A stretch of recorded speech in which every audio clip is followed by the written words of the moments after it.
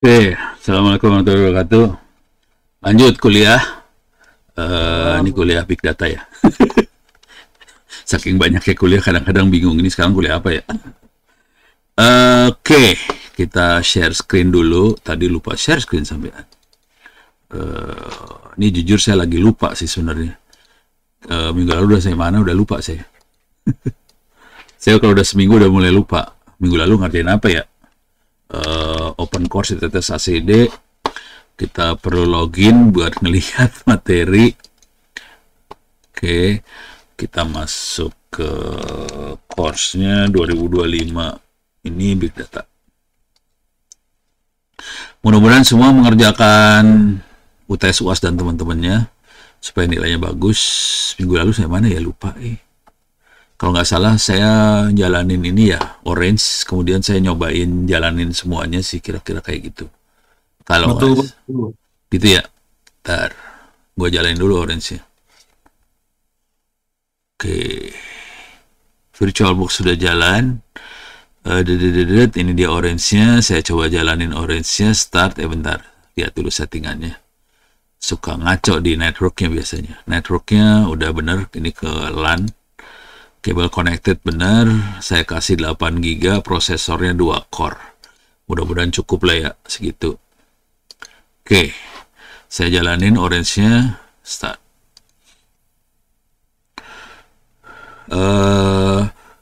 Sambil nunggu start, saya kasih tahu, saya ceritain dulu tadi pagi. Rekamannya ada di YouTube sih. Tadi pagi ya, YouTube-nya kayak gini lagi. Jadi tadi pagi saya ngasih apa, seminar atau workshop, kategorinya nggak tahu lah, ke Ikatan Pranata Komputer. Jadi kalau di dunia apa sih namanya, di dunia ASN tuh ada Pranata Komputer. Jadi kalau yang orang-orang IT, ininya namanya Pranata Komputer. Nah, ini kita bisa masuk ke studionya. Ini salah masuk saya. Masuknya harusnya pakai Ono Center. Balik dulu bentar. Jadi rekamannya saya upload ke channel Ono Center, bisa dilihat nih sebenarnya yang paling baru. Ini saya switch ke Ono Center. Nanti bisa dilihat di yang paling baru tuh ada yang tanggal 2025-05-05. Saya masuk ke ini dulu ya, ke YouTube Studio. Ada 2 video. Karena jam 10 itu mereka harus berdiri, udah gitu menyanyikan lagu Indonesia Raya. Jadi Republik ini sekarang gitu, semua ASN jam 10 pagi harus berdiri, semua kerjaan dilepas, nyanyikan lagu Indonesia Raya. Wah, keren, Bo. Oke, kita masuk ke konten. Ini ada 2 nih, ada Prakom, transformasi digital sama demo sama praktek lah, kira-kira gitu. Ini silahkan dilihat. Isinya lebih ke arah SPB, sistem pemerintahan berbasis elektronik, tapi ujungnya AI. Jadi ujungnya apa yang diajarin hari ini sih sebenarnya. Tapi di situ dikasih lihat yang namanya transformasi digital seperti apa. Kita harus pakai proses mining sih buat bisa mining bisnis proses. Dari bisnis proses itu kita tahu mana yang nggak efisien segala macam, itu dipakai buat transformasi. Cuman yang paling lebih seru adalah bagaimana dari data-data yang ada kita bisa bikin keputusan ke depan. Nah, itu pakai AI. Jadi yang namanya sistem pemerintahan berbasis elektronik bukan sekedar bikin LAN sama data center. Ini orang-orang Kominfo banyak ngarahnya ke arah situ. Pusing kelihatnya. Jadi ada isu besar adalah bagaimana kita ngolah datanya tadi. Nah, ini harusnya yang bermain adalah orang-orang kayak BPS apa segala macam gitu ya. Ini bisa dilihat, kalau dilihat nih totalnya 1 jam 20 menit, ini ada 46 menit di sini. Jadi lumayan ini. Bisa dilihat lumayan ini, rekamannya panjang. Ada lagi rekaman yang lain, ya itulah yang cukup ini mah. Kalau mau lihat banyak video-video yang lain sih. Oke, tapi yang terkait AI sama hubungannya sama e-government yang ini. Cuma di sini ada tentang ambidextry. Itu campuran antara resilience sama pokoknya yang satu untuk eksploitasi, satu eksplorasi, dari inovasi sama ya, eksplorasi dari organisasi pakai AI, kira-kira gitu.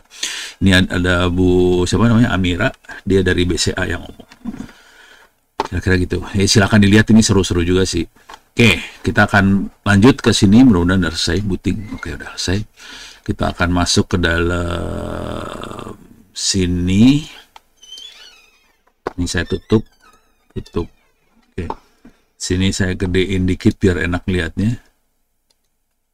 Oke, sekarang saya aktifkan dulu virtual environment-nya. Oke, virtual environment. Python-nya saya pakai Python 3. Orange environment-nya diaktifin. Ini saya udah set sekarang versi-versinya segala macam. Sekarang saya aktifkan source orange environment bin activate. Udah aktif sekarang virtual environment-nya. Sekarang saya akan jalankan orange canvas. Nah, ini saya udah lupa saya sampai example yang mana yang dibahas. Saking banyaknya. Ya ntar kalau agak keulang ya nggak apa-apa ya. Tapi tolong ingetin aja, sudah saya mana kalau udah, nah ini udah mulai jalan dia. Butuh waktu aja buat jalanin. Nah, untuk sampai level ini banyak sekali ASN yang nggak ngerti. Jadi kita punya masalah besar karena kebanyakan kampus-kampus nggak ngajarin seperti ini. Nggak banyak dosen yang bisa ngajar seperti ini, padahal ini gampang sih sebenarnya. Cuman harus mau ngoprek dosennya. Kalau dosennya kagak ngoprek ya susah. Ini jujur dulu ya, saya belajar ini sendiri ya. Jadi bisa dibayangkan betapa serunya belajar itu sendiri. Kalau lu mau gue ajarin, enak. Ini masuk ke example. Kemarin sudah sampai PCA udah nih kayaknya, kalau nggak salah sih. PCA udah. Coba hierarchical clustering udah. Fitur ranking udah kayaknya ya. Nah, cross validation. Ini mungkin ngulang ya. Nanti kita pelan-pelan ke arah sebelah sana. Oke. Kita lihat dulu yang ini. Sorry, salah klik. Nah, ini cross validation, datanya itu data iris juga sama. Ini iris yang kita pakai. Oke. Nah, kemudian kita bisa lihat nih data table-nya iris bisa kayak yang kemarin, ada sepaleng, sepalbit, petaleng, petalet, petalwidth, udah gitu di sini ada klasifikasinya iris apa dia. Iris setosa, kalau kita ke bawahin bisa kita lihat setosa, versicolor dan virginica. Ada 3 jenis iris dengan berbagai ukuran. Nah, data ini kita masukin test score buat ngetes algoritma mana yang paling cocok buat dipakai buat nganalisa. Kita bisa lihat kalau ini ada linear regression, kita bisa konfigurasi sebenarnya di masing-masing algoritma parameternya seperti apa. Oke, dia pakai reach L2, lasso L1, nggak pakai regularization sama sekali juga bisa. Oke, cuman kalau mau tahu ini apa, makhluk apa ini, nah udah harus belajar. Ini makhluk apa sih? Cara belajarnya gini nih kalau mau tahu teknik belajarnya. Pakai ChatGPT. Jadi kalau belajar udah pakai ChatGPT aja dah, udah daripada nyari-nyari pening kepala. Mendingan kayak gini. Boleh di search juga boleh. Jelaskan regularization. Ini kita makanya apa tadi? Reach L2 ya. Beda antara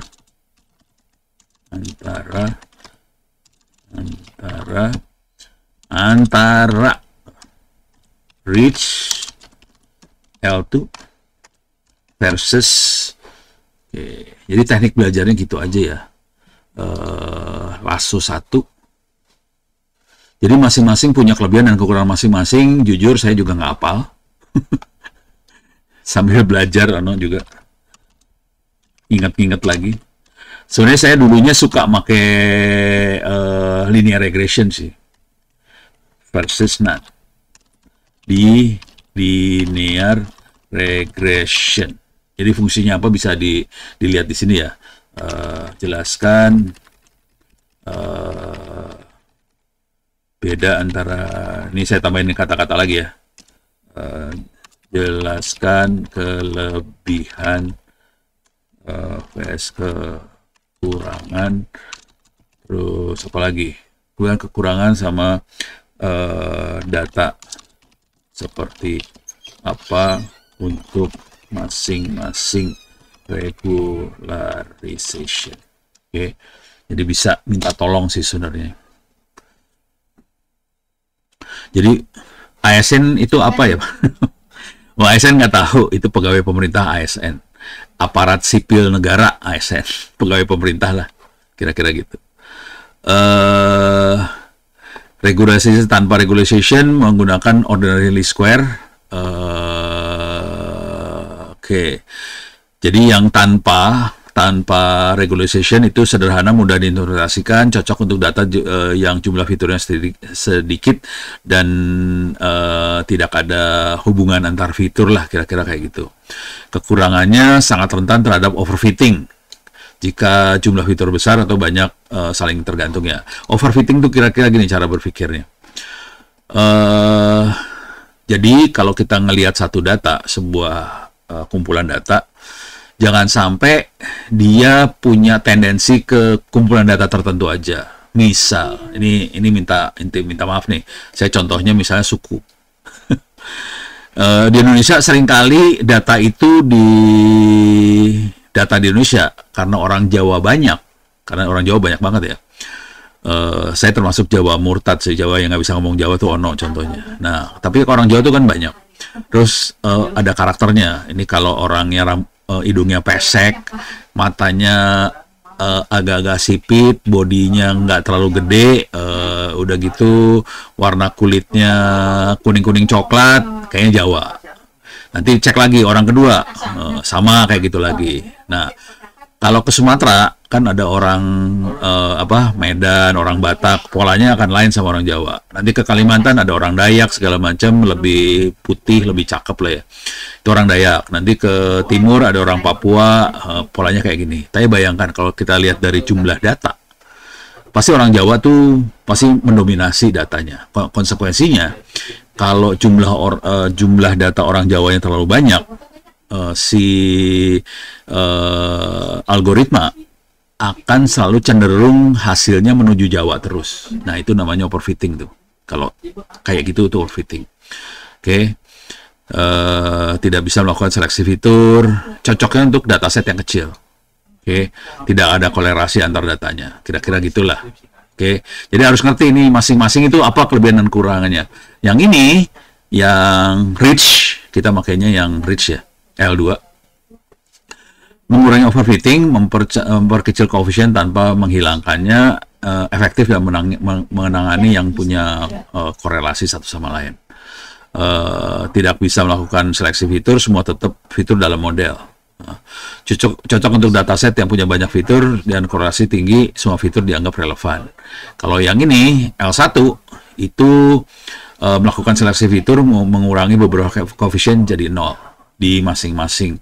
Caranya ngurangin, jadi ini persoalan matematikanya jadi A1 kali X1, A2 plus A2 kali X2 plus A3 X3, A4 X4 plus B sama dengan Y, kira-kira kayak gitu. Nah, A1, A2, A3-nya kalau dia mau ekstrim, A1 salah satu bisa dinolin.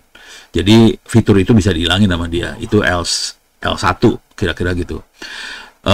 Menghasilkan model tadinya yang modelnya kompleks biasanya lebih sederhana. Kurang efektif jika antar fitur ada korelasi. Kalau nggak ada korelasi nggak apa-apa dia. Cocok untuk yang dataset yang fiturnya banyak, terutama kalau tidak ada korelasi satu sama lain. Kalau ada korelasi nggak bagus nih. Jadi yang paling aman, jangan L1 aman kalau data gede tapi nggak ada korelasi. L2 aman untuk data gede tapi punya korelasi. Ini yang tanpa regularisasi itu kalau yang datanya kecil. Jadi kelihatan langsung di sini. Nih. Masing-masing kelebihan kekurangannya bisa. Jadi kalau nanti ngelihat coding kayak gini, ini harus dibaca, ini teh naon. Lasso tuh apa, RIS tuh apa, NaN tuh apa, terus ini apa gitu, harus dibaca sih semua. Ini cara belajarnya gitu. Ini saya ngajarin cara belajar ya, karena nggak mungkin semuanya diajarin dalam kuliah. Ini saya kasih tahu dulu. Sebagian besar ilmunya tidak ada dalam kuliah nanti, karena kuliah ini waktunya terbatas, cuma 14 kali pertemuan sekitar 1,5 jam, 2 jam, nggak mungkin diajarin semuanya sih. Ini beres. Nah, di sini juga sama nih, di random forest juga sama, parameternya banyak. Di random forest, apa hubungannya jumlah tree. Jadi harus dalam kepala kita waktu ngelihat kayak ginian harus ngeklik. Ini kita perlu tanyain semua ke ChatGPT lah. Paling gampang selalu ChatGPT lah udah. Kalau nyari-nyari di buku-buku lagi pening kepala, mendingan ChatGPT nyari. Ini apa maksudnya number of tree itu buat apa di random forest learner? Apa fungsinya? Jadi dalam kepala harus banyak nanya ya. Ini random forest learner itu apa? Bedanya kekuatannya random forest versus logistics versus SVM itu apa? Harus bisa nanya-nanya seperti itu dalam kepala, gitu ya. Terus nanti masing-masing pasti punya parameter. Nanti nanya lagi kelebihan kekurangan parameter ini apa? Kapan parameter ini bisa kita pakai? Kapan parameter ini nggak perlu dipakai? Semua harus ditanyain sih, kira-kira gitu. Jadi di masing-masing model ada parameter dan harus ditanyain. Semuanya buat apa? Kalau mau lebih ekstrim lagi, nanti bisa masuk ke dalam modelnya sendiri. Ini sebenarnya algoritma buat nyari parameter model sih sebenarnya, bukan model itu sendiri. Ini parameter modelnya carinya gini. Nah, kita bisa tes masing-masing algoritma. Ini bisa masukin test score. Lihat hasilnya dengan data yang ada. Sebenarnya datanya data iris. Kita bisa lihat bahwa yang paling presisi adalah logistic regression. Yang kedua adalah random forest, yang paling bego adalah SVM learner. Kira-kira itu ya. Ini kelihatan dari sini. Oke. Tapi nanti tergantung datanya ya. Kalau datanya berubah, ini belum tentu kayak gini juga sih. Bisa berubah juga. Gitu. Jadi selalu paling baik adalah dites aja. Nih kita punya data, tes. Kita bisa tahu nanti yang paling bagus algoritma yang mana. Gitu. Tapi kita harus ngerti juga masing-masing algoritma plus minusnya apa. Gitu ya. Jadi caranya tahu gimana? Ya udah masukin. Ini kan ada ini tanyain lagi ke ChatGPT. Bandingkan antara linear bukan linear tadi ya. Tadi apa sih? Logistik ya. Oke.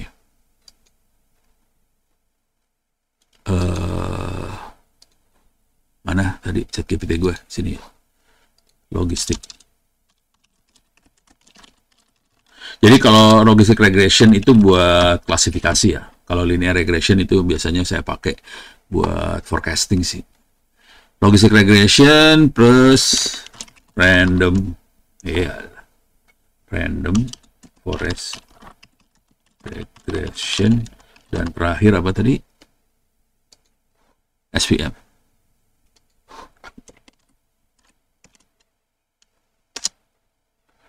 Ini bisa kayak gitu caranya. Ini saya ngajarin cara belajar ya. Saya kalau ngajarin satu-satu mabok, edun, dan nggak penting-penting banget juga sih. Kita kan lebih ke user dari si algoritma. Kalau mau bikin algoritma itu sendiri, itu ada ilmunya dan males banget ilmunya. Ini perbandingan dari tiga ini ya, logistik, frame forest, support vector machine SVM.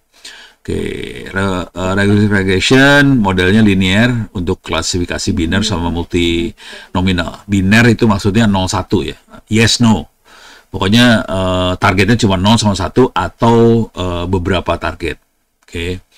Sederhana, mudah diinterpretasi, memberikan probabilitas yang bisa diprediksi, berguna untuk analisa risiko, cepat dalam pelatihan dan prediksi. Kira-kira kayak gitu. Kekurangannya kurang efektif untuk data yang hubungannya non-linear.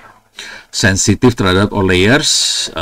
Kalau ada hubungan antar di sumbu X-nya ada hubungan, dia nggak bagus sih logistic regression. Outliers itu apa? Outliers itu kalau kita punya data, kan misalnya ada data yang ngumpul di tengah, atau ada 1-2 data yang jauh dari tengah-tengah itu yang jauh itu namanya outliers. Oke. Ini outliers itu berguna loh, jangan khawatir, jangan dibuang outliers.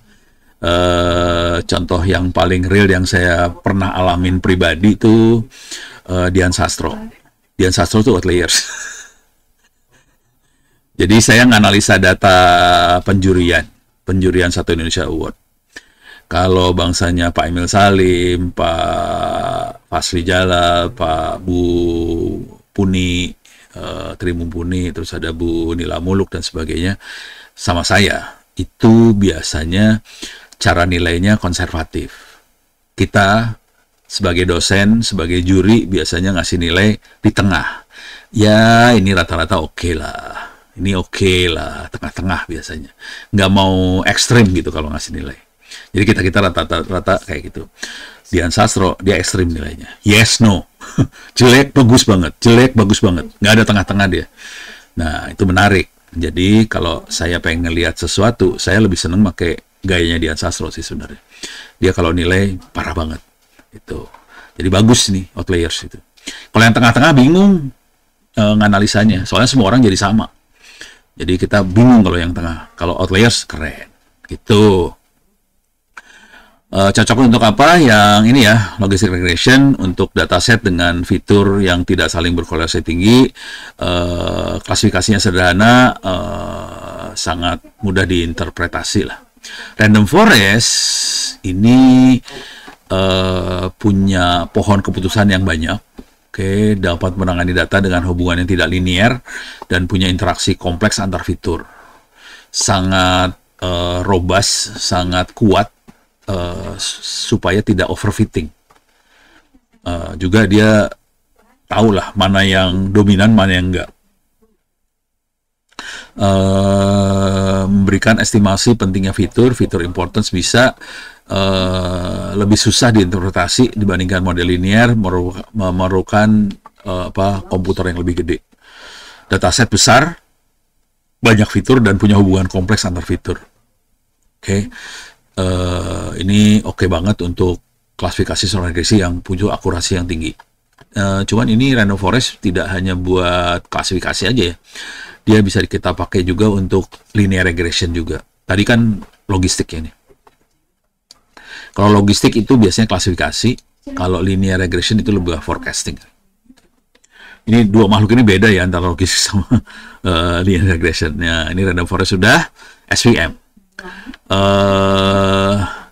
Dia nyari hyperplane yang optimal untuk misahin kelas. Jadi misalnya paling gampang sih kemarin tuh yang waktu kita nganalisa nganalisa kelompok-kelompok dari iris. Nah, dia akan nyari plane tuh bidang yang paling optimal buat misahin antar kelas. Jadi dia kalau dua dimensi jadi garis ya.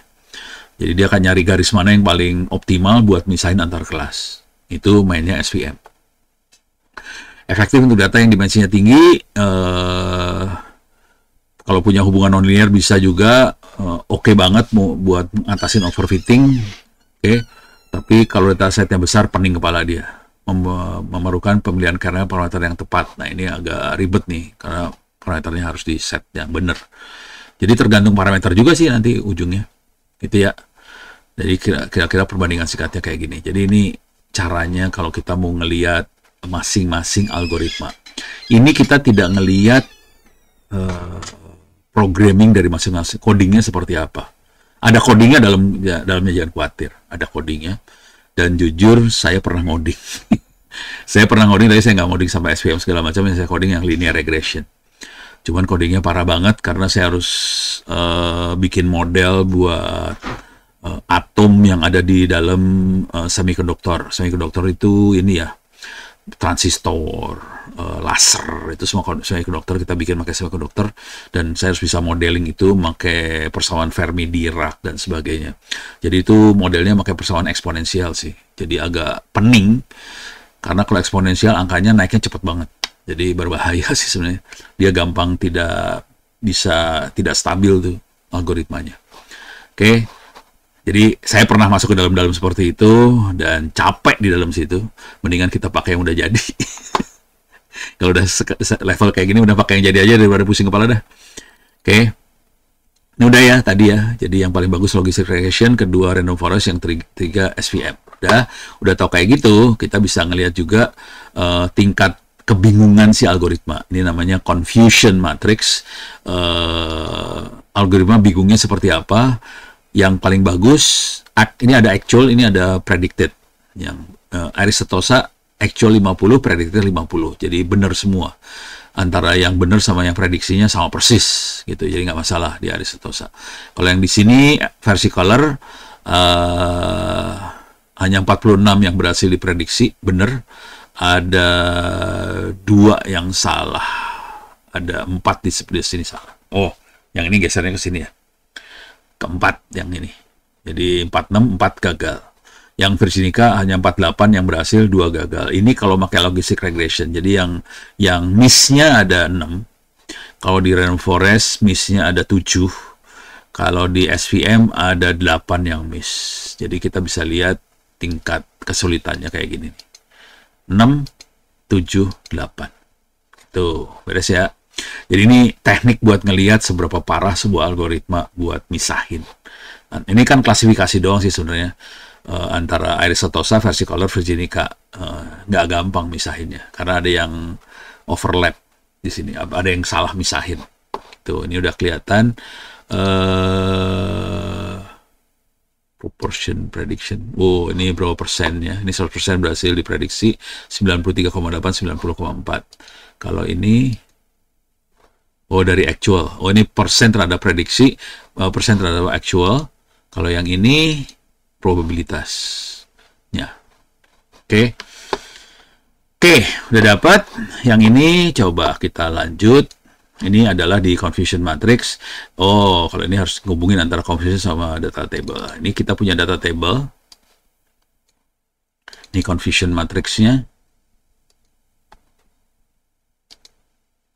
Oke, saya kecilin lagi. Mana itunya? Ini dia. Oke. Kita paling enak yang number of instance saja, lebih gampang. Kita masuk ke logic regression, mana yang gagalnya ini bisa dicatat sih sebenarnya. Ini yang klik nomor 4, ini adalah yang ini yang gagal. Jadi yang benernya versi color di logistic regressionnya Virginica semua. Terus angkanya bisa kita lihat di sini. Ya. Angkanya berapa. Ini bisa di save sih sebenarnya. Ada menu save-nya nggak? Ada save-nya loh. Oh, bukan di sini save-nya. Jadi kalau kita mau save, sebenarnya caranya cuma gini doang. Oh, sorry. Sini. Ini kan kita bisa select. Ini bisa kita save sebenarnya data. Ini bisa save data. Kita kalau sambungin kayak gini, kalau kita select bisa kita save sih sebenarnya. Gitu. Jadi data yang bermasalah bisa kita save. Dari situ kita bisa analisa. Data mana yang aja yang bermasalah. Kira-kira kayak gitu teknik analisanya. Oke. Nah, mana dia? Oke. Ini yang actualnya versi color, keluarnya Virginica. Ini actualnya Virginica, keluarnya versi color. Oke, prediksinya padahal aslinya Virginica, tapi ininya versi color. Kira-kira kayak gitu. Ini kalau di logistik. Kalau di sini kita bisa lihat. Bentar. Coba. Gue pengen tahu. Nih, angkanya 56, 59, 60, 64. Coba kalau gue rubah ke sini. Beda titik nih. 59, 60-nya masih sama, ada 67. Jadi ada yang beda. Kalau yang di sini, beda juga. Jadi titiknya beda ternyata. Titik-titiknya lain. Nggak sama antara 3 algoritma ini, titiknya beda-beda. Kegagalannya di titik yang beda, gitu ya. Nah, ini kalau kita lagi ngoding kayak gini, kita harus sadar bahwa algoritma itu punya error. Itu aja sadar. Jangan pernah percaya 100% pada algoritma. Dan ini juga terjadi di LLM, di ChatGPT segala macam. Jangan 100% percaya sama outputnya makhluk-makhluk itu. Karena ada errornya sih. Ini contohnya errornya kayak gini. Oke, ini tutup dulu. Ini udah kebayang. Ini yang sini udah kebayang kayak gini. Ini saya buang dulu. Oke, saya ngambil contoh yang lain lagi. Ini udah hierarchical ranking, cross validation udah. Sekarang kita bisa ngelihat misclassification-nya. Oke. Nah, ini kita datanya apa ini? Datanya Iris juga sama. Oke. Di test score pakai logistik kita bisa dapat precision-nya 96,7%. Oke. Ini tergantung cross validation-nya ya. Kita cek 10 kali, ini bisa kita rubah-rubah nanti. Oke. Kalau kita 20 kali hasilnya kayak gimana? Ini dia kerjain lagi. 96,0. Tadi 96,7, sekarang 96,0. Coba kalau kita 5 kali, efeknya kayak gimana? 96,7 kalau 3 kali. 96,7, 2 kali, 97,4. Oke. Jadi bisa beda banget. Atau kita mainan di sini. Bisa mainnya dirubah. Ini 96,3 kalau kita pakai training size-nya 66%. Coba kalau kita training size-nya 90%, berapa persen dia? 96,7. Kalau 95%, 96,3. Jadi kita bisa mainan di sini sih. Oke, training size 90, repeat train testnya berapa kali? Bisa 10 kali, bisa 20 kali. Coba kita lihat. Ini 90. Tapi kita lumayan sih dapatnya 96, 90 sekian, itu bagus banget sih sebenarnya. Oke, jadi kita bisa mainin di sini dan angka ini akan berubah. Oke, nah dari situ kita bisa lihat di confusion matrix lagi. Jadi nanti dimainkan dengan datanya beda ya. Oh, karena ini kita mainnya di sininya kita mainin banget sih tadi. Oke, kok gini sih? Di sininya yang kita mainkan sekali.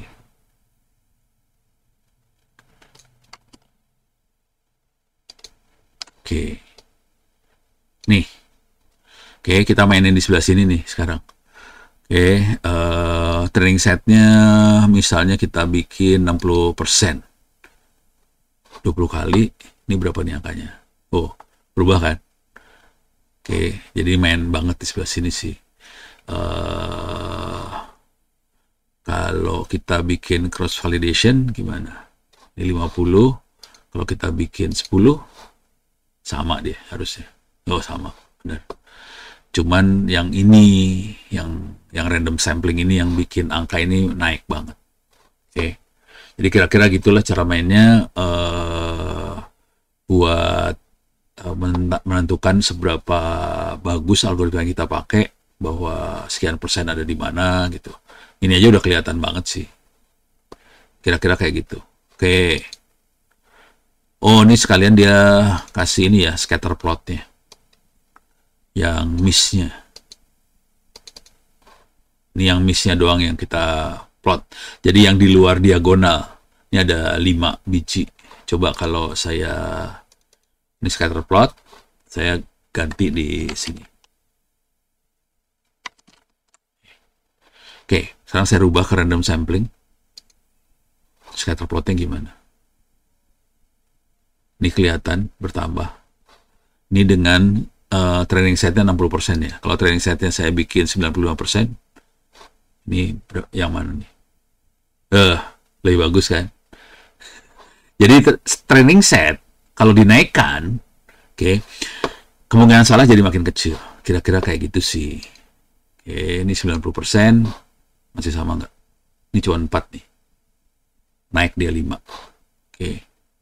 Kalau saya bikin 80%, training setnya naik lagi 1, jadi 6. Jadi kalau training setnya kita turunin, tingkat kebingungannya dia naik sih. Jadi tingkat kesalahannya jadi naik nih. Kalau training setnya kita turunin. Yang parah kalau training setnya misalnya 10%. Banyak salahnya itu. Jangan khawatir. Salahnya parah banget. Ini cuma 10% training setnya ya. Jadi makanya kita pakai training setnya biasanya 70%, 80%. Precision-nya sih masih oke sih, di atas 90 sih. Jadi ini training set ini akan menentukan precision dan tingkat. Tapi yang menarik ini perhatiin kesalahannya ada di daerah batas. Ini kan ada daerah merah, ada daerah hijau ya, batas. Di sini yang salahnya banyak. Yang ini nggak ada salah, yang dari sini ke sini nggak ada salah, sana nggak ada yang salah. Tapi perbatasan ini banyak salahnya. Kira-kira kayak gitu. Jadi enaknya tuh kayak gitu kalau udah ngelihat nih. Nanti tergantung repeat train testnya mau berapa kali. Coba kita gedein 100 kali ya. Ini kan segini banyak ya. Coba. ngefek kagak? Rada lama ya.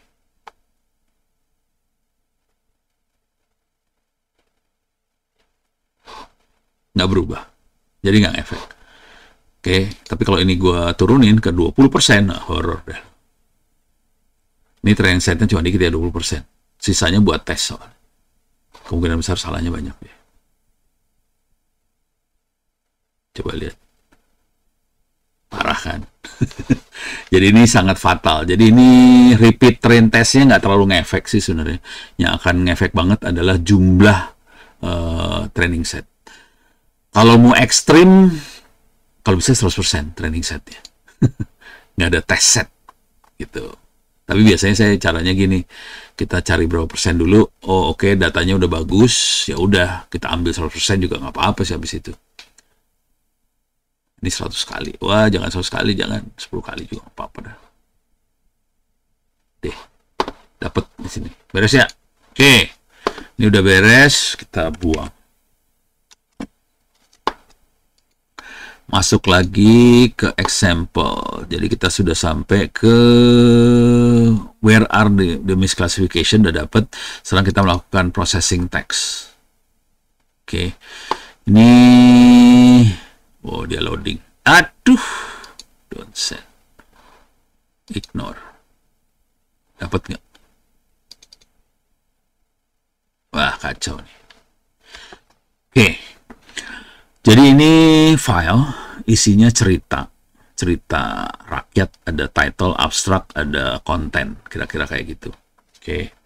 Nah, di sini isinya bisa kita lihat di sini nih harusnya. Nah, ini cerita anak-anak ya. Ada Cinderella, ada Hansel and Gretel, ada Jornida Jornidel, nggak tahu apa tuh. Little Red Riding Hood, Old Sultan, apa banyak Rapunzel, Snow White. Ini cerita-cerita yang dimasukin ke Disney lah. Kalau lihat kartunnya Disney, cerita-cerita yang kayak gini nih masuk. Oke, ini ada teksnya, ini ada judulnya, kira-kira kayak gitu. Nah, jadi ini kita udah analisa teks nih sekarang. Yang kita analisa teks bukan angka. Kalau tadi kan yang kita analisa tuh angka ya. Sekarang kita akan coba belajar menganalisa teks. Oke. Jadi bentuk ceritanya kayak gini. Dari situ kita pre-process dulu teksnya biasanya. Biasanya kita akan menghilangkan stop words. Stop words adalah kata-kata penghubung yang mau kita buangkan. Terus kita misalnya semua huruf jadi huruf kecil. Kalau ada HTML, ada URL bisa kita buang juga kalau perlu. Jadi semua HTML, URL kita buang-buangin. Terus kita ngambil kata. Terus stop words dibuang. Stop words itu kata penghubung ya. Kita buangin stop words-nya. Kalau mau enak sih stop words-nya kita bikin file teks yang isinya stop words. Bisa kita bikin sih file teksnya. Jadi isinya cuman and, the, in, an. Jadi kata-kata bahasa Inggris kita masukin aja ke file teks itu. Cuman sebaiknya agak ilmiah dikit. Jadi teknik yang biasa saya pakai adalah saya akan ngitung kata-katanya ada berapa aja, ada kata apa yang keluar dan jumlahnya berapa. Kalau kata-kata itu merupakan kata penghubung, saya masukin ke file teks yang buat stop words tadi. Nah, ini cuma ini aja sih. Jadi dia regular expression, dia akan ngambil word, terus stop words-nya dipakai supaya semua stop words-nya dihilangin. Nah, sekarang kita langsung masuk ke sini nih, word cloud-nya. Hasilnya kayak gimana? Nih word cloud-nya. Kira-kira kayak gini lah. Cuman ini miring-miring, supaya kagak miring, saya tilt-nya jangan segini, saya tilt-nya 0 aja dah. Saya nggak suka miring-miring, bingung bacanya. Nah, ini yang dari semua teks tadi, kita bisa ngelihat yang paling banyak keluar kata-katanya adalah said, siapa berkata, one itu seseorang. Terus little, came. Nih, when. Jadi jalan lah, kira-kira kayak gitu. Jadi kata-kata yang banyak keluar yang ini. Kalau dalam dunia teks ini kira-kira kita bisa tahu, oh oke, berarti kayaknya ini banyak si raja berkata apa, si ini berkata apa. Jadi kata said itu jadi dominan banget. Karena itu, kalau ini kan cerita anak kecil ya. Ini banyak mainnya kata-kata, siapa berkata apa gitu. Terus ada yang jalan, ini ada little segala macam. Kira-kira gitu. Nah, sekarang kalau mau digombalin, ini saya ganti, ini saya buang, remove. Oke, ini buang aja lah. Oke, sekarang saya akan ngambil sumber teks miningnya Wikipedia paling gampang. Oke, English, oke. Mau berapa artikel bisa di-set di sini. Kata yang dipakai Trump. Search. Ini 10 artikel tentang Trump yang diambil.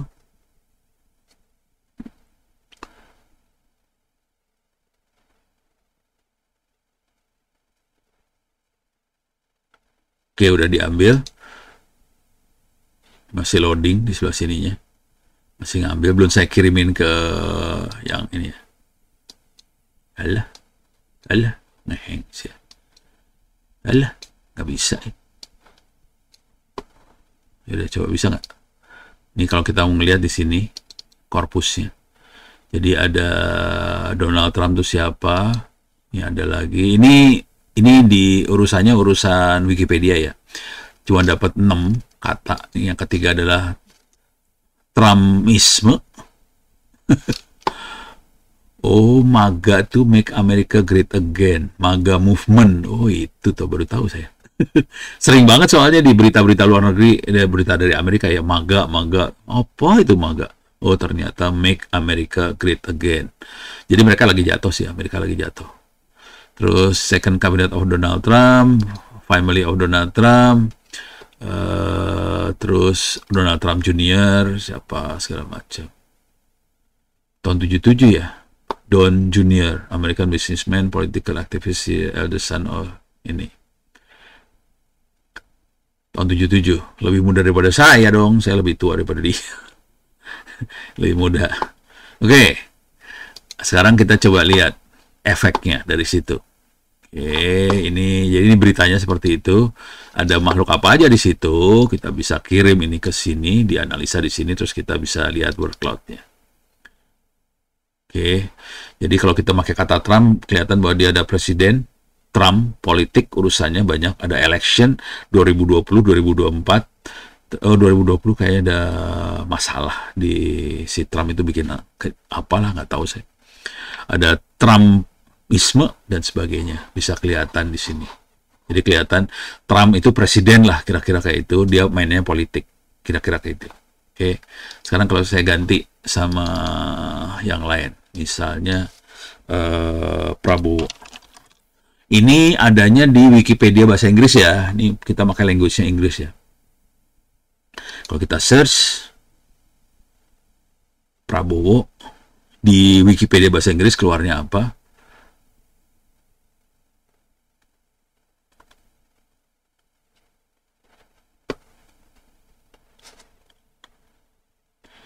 Oke, lagi loading.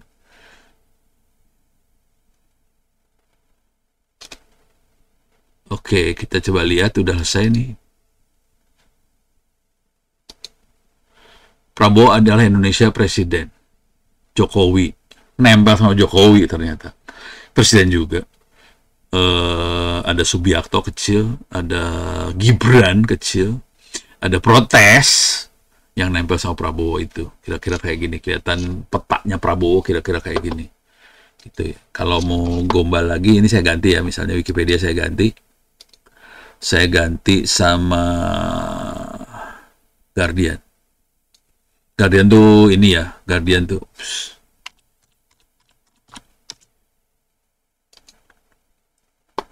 Wait, oke. Guardian tuh apa sih? Koran lah.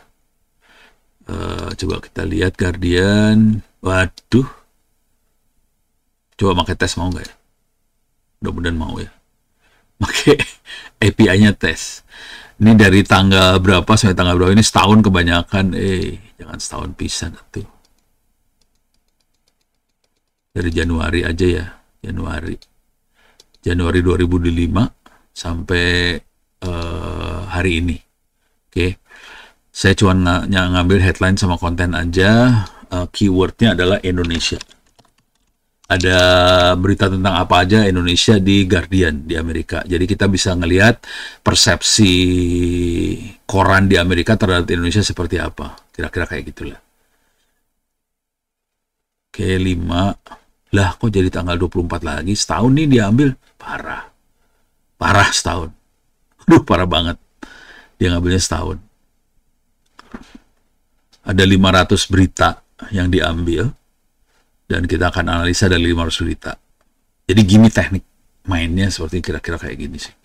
Ini harusnya dipakai sama Kemlu buat analisa. Ini tekniknya adalah teknik baca koran. Gimana caranya si AI machine learning baca koran terus kasih kita isu apa yang muncul tentang Indonesia di The Guardian. Ini ada New York Times, ini ada PubMed, itu buat medical sih. Oke, masih 10 lagi yang harus diambil. Oke, selesai. Keambil semuanya. Beritanya bisa dilihat di sini sih sebenarnya. Ini berita-beritanya. Bisa dilihat. Cuman kalau baca kayak gini males kan? Saya juga males buat baca. Ini akan diginiin kalau baca. Nah, udah. Kirimlah ke preprocess text. Terus nanti keluarin korpusnya. Oke, bentar. Nunggu dulu bentar. Deh. Nah, mulai dah. Ini Indonesia ya. Jadi keywordnya Indonesia. Kata yang penting yang sering keluar di Indonesia adalah Australia. Ini menarik loh. Kita masukin katanya Indonesia. Tapi yang keluarnya Australia sama Australian. Indonesia-nya nggak ada dikit. Mana Indonesia-nya nggak kelihatan. Ada nih Indonesia. Kecil. Kalah sama Australia. Oke. Dutton tuh siapa nggak tahu. Ini kayaknya Labour adalah partai buruhnya Amerika. Ini ada government, minister, kayak gini. Jadi kelihatan bahwa walaupun kita masukin kata kuncinya Indonesia, yang muncul Australia. Itu. Ini ada tarif, ada polis, ya menarik kan? Yang keluarnya Australia. Jadi caranya gitu sih. Nah, yang seru lagi adalah bisa nggak kita coba bentar. Ini uji coba ya, uji coba. Kita akan pakai 100 token yang sering keluar. Token adalah kata yang sering keluar ya. Kalau mau gombal jangan 100 lah. Kita kejadian 50 aja. Atau 70 kali ya.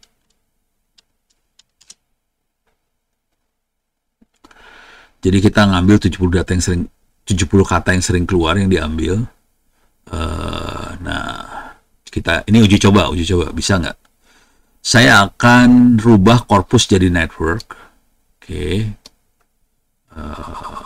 Dari sini. Korpus jadi network.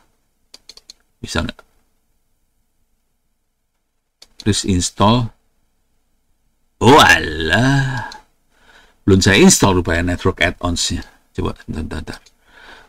Saya install dulu bentar. Add-ons network. Mudah-mudahan bisa nih. Network. Belum diinstal. Bener, saudara-saudara. Belum diinstal. Saya install dulu. Mudah-mudahan nggak ada masalah. Biasanya saya harus mati nyalain lagi si orange-nya buat nginstall ini semua. Oke. Nah, di network ini, kenapa saya tertarik sama network? Sebetulnya kalau tadi kan yang word cloud, kita cuma bisa memvisualisasi kata yang sering muncul. Tapi kita tidak bisa memvisualisasi hubungan antar kata. Sebelum kata ini ada kata apa, sesudah kata ini ada kata apa. Hubungan antar kata itu penting buat ngelihat konteks. Kalau jumlah kata, kita bisa tahu isu apa, isu yang sering muncul apa sih tadi yang Indonesia yang muncul isunya Australia sih sebenarnya. Tapi kita tidak tahu Australia ini urusannya apa.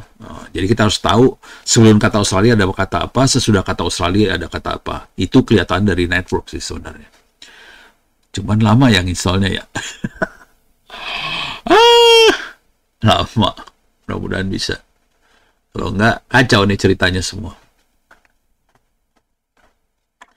Ada pertanyaan sampai sini? Nggak ada. Ini nungguin mah nyebelin ya. Salah, harusnya jangan diklik lah. Ini cari resiko banget ini ngeklik. Resikonya ketinggian. Ya, ngedownloadnya lama. Saudara-saudara. Coba kita lihat lagi ngapain. Oh, ini dia kelihatan prosesnya. Orange Network. Sekarang lagi building. Oke, recurrent build started. Ini jadi kita bisa ngeliat di belakang layar apa yang sedang terjadi sih. Oke, backend dependency lagi diinstal, start. Oke, harus sampai finish semuanya sih. Ini belum, ini masih banyak prosesnya. Oke, mudah-mudahan bisa. Masih jalan dia, nggak bisa dilihat dari situ. Ngeliatnya dari sini sih sebenarnya. Yang terjadi di backendnya lagi kayak gimana gitu. Oke, ini lagi satisfy, nggak ada error sejauh ini. Oke, tidak ada error.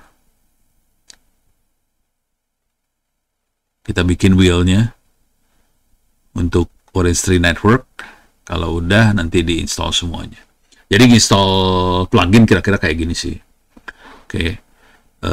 Tapi ini kalau diperhatiin ini semua Python ya. Kita makainya Qt. Kelihatan di sini pakai Qt mana nih? Ada Qt console. Dia makainya Qt. Kelihatan ini Python banget sih sebenarnya. Dan ini kelihatan Python 3.12. 3.12 rata-rata makanya 3.12 semua. Successfully built Orange 3. Coba kita lihat di sini. Masih belum diinstal. Orange need to be restarted for changes to take effect. Saya close later aja ya. Saya akan, nah udah saya tutup dulu. Close without saving. Oke. Coba lihat. Close without saving. Oke. Clear layar. Saya jalanin Orange Canvas-nya lagi. Oke, itu ngasih lihat gimana caranya nambahin plugin ya. Ternyata yang network belum ditambah pluginnya. No. Oke, mana tadi? Yang teks.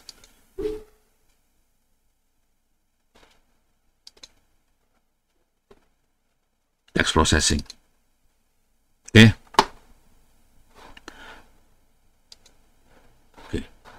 Ignore. Harusnya itu ada sesuatu yang error sih sebenarnya. Cuman malas saja. Ini green tails. Oh, tadi saya ganti ya. Kalau nggak green tails, ya nggak apa-apa, kita ganti aja lah. Remove. Ini saya buang green tails-nya. Ini bisa dibuang semua juga sih. Oke, ini dibuang juga.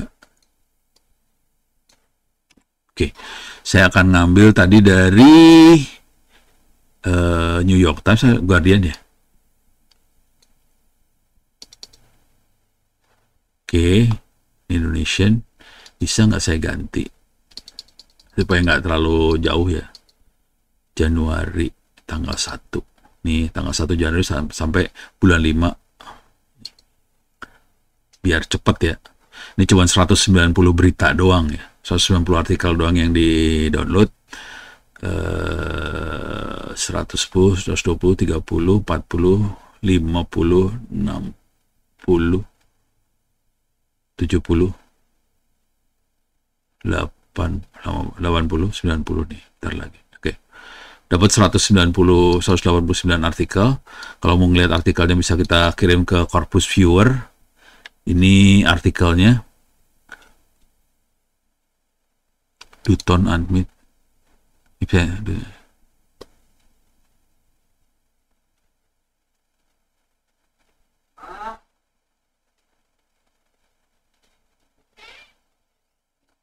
Wah, seru nih urusannya.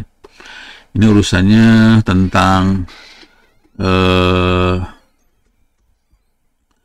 military aircraft base Indonesia dari Rusia. Gila aja tuh. Saya sih udah pusing kepala lah. Saya nggak pro Rusia soalnya. Ya udah, nih terusin dulu ke sini. Oke, ini kita akan coba mainkan di most frequent tokens. Jangan dulu lah. Kita ambil semuanya dulu biar kelihatan.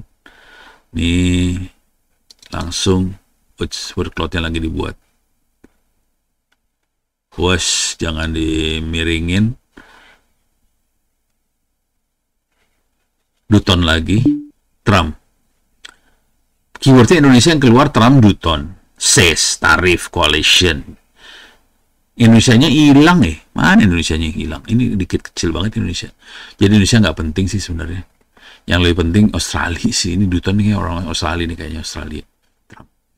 Jadi Indonesia nggak dilihat sama mereka sih sebenarnya. Ya nasib lah. Bagus juga sih kita nggak kelihatan.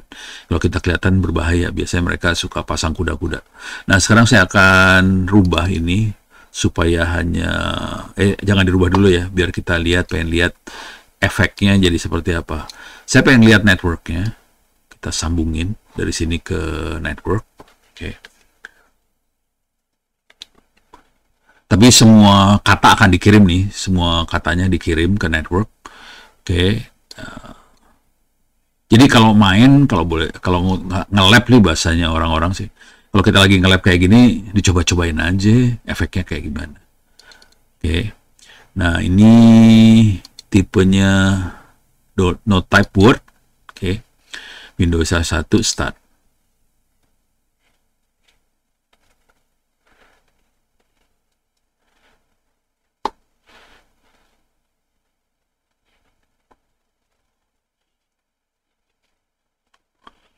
Jadi kita dapat berapa nih sekarang? Oke, dapat 2.000. Wah, ini mah susah ngelihatnya. Thresholdnya dinaikin lah ya, jangan 1. Misalnya 10. Ada 23.000, kalau 100 masih 23.000 ya. Kalau 1.000 window size-nya threshold, frekuensi threshold, sorry. 10. Di sini yang frekuensi threshold yang saya mainin 10. Baiknya gimana?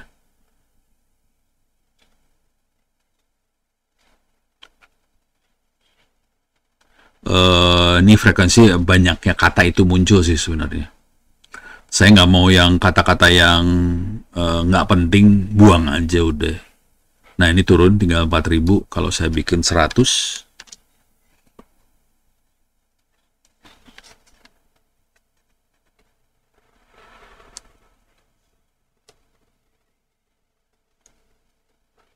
tinggal 500. Coba kalau saya bikin 1.000, harusnya tinggal 5. Oke, 15 ya, kita lihat ya. Kalau terlalu dikit kita tambahin ntar. Oke, kita punya network sih sekarang. Kita pengen visualisasi networknya pakai ini saya udah punya ini baru, kelompok baru. Ini text mining. Ini ada network di sini. Nah, network analysis atau yang ini ya. Saya lupa antara dua ini, antara network analysis sama network cluster. Ini coba kalau pakai ini bisa nggak? Saya nggak tahu nih. Network analysis. Ada item segala macam nih. Kayaknya susah. Coba clustering.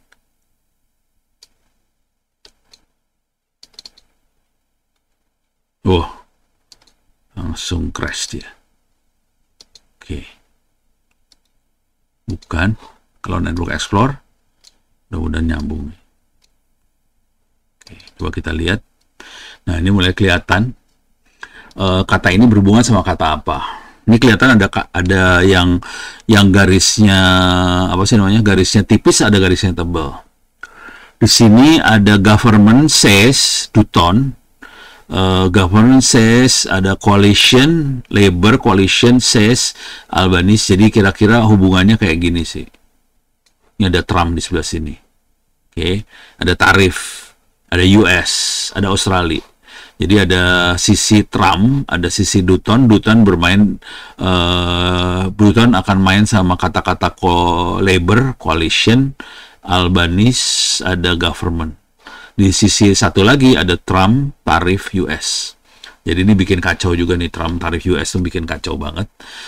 Ini Dutton itu orang Australia kayaknya ya. Siapa sih tadi? Dutton apa sih namanya? Lupa. Nah, ini kita bisa ganti di sini. Ini kita giniin.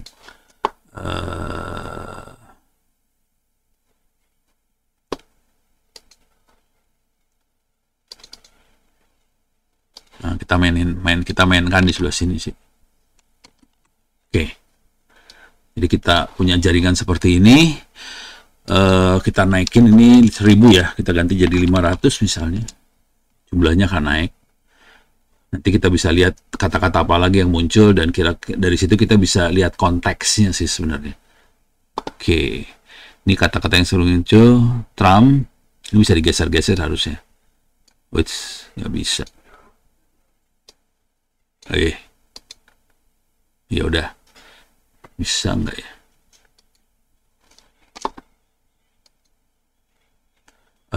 Node size.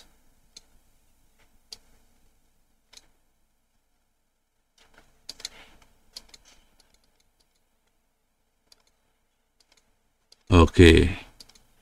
Kita jadi ngelihat banget. Nah, ini kalau pengen ngelihat terlalu gelap. Nah, ini udah mulai oke nih. Ini edge width. Kita bisa ngelihat kata-kata mana yang berhubungan sama siapa. Ini Trump, Presiden Donald Trump US, tarif. Ini satu kata, satu kelompok yang bikin gara-gara. Kata yang lain di sini adalah Dutton says Labor Coalition Government Australia. Jadi ini ada Dutton ini, Peter Dutton. Siapa sih Peter Dutton? Coba kita cek. Pakai ini aja ya. Siapakah Peter Dutton Australia? Pengen tahu aja sih. Saya jarang baca berita soalnya. Oke.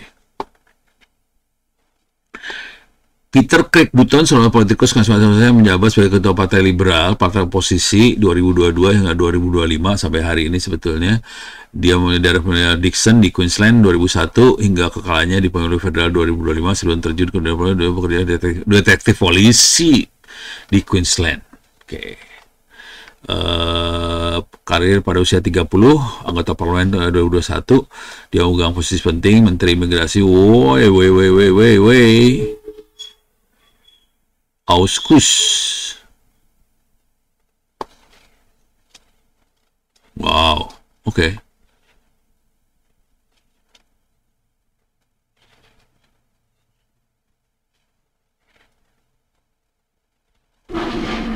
Terlalu mirip dengan pendekatan Donald Trump. Langsung dihajar di Australia.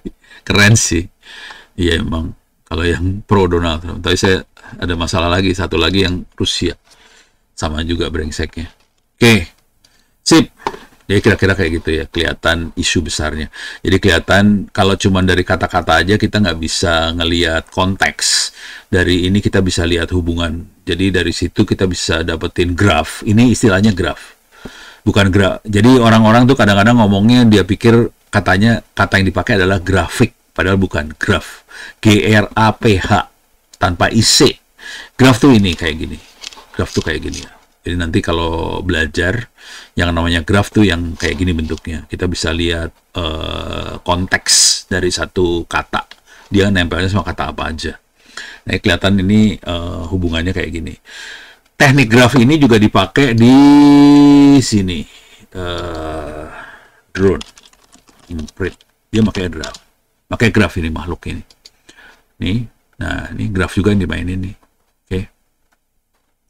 Jadi graf banget. Ini yang bikin namanya Ismail.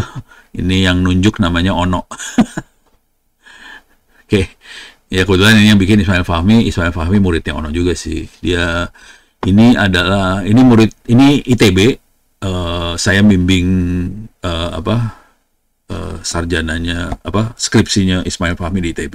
Kira-kira gitu. Oke, sekarang kita akan coba lihat lagi yang lain.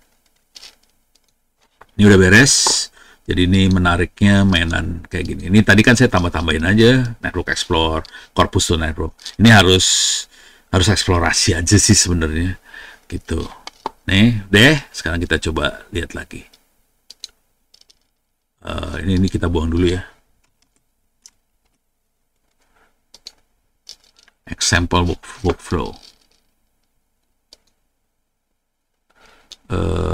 Text processing udah, back of words.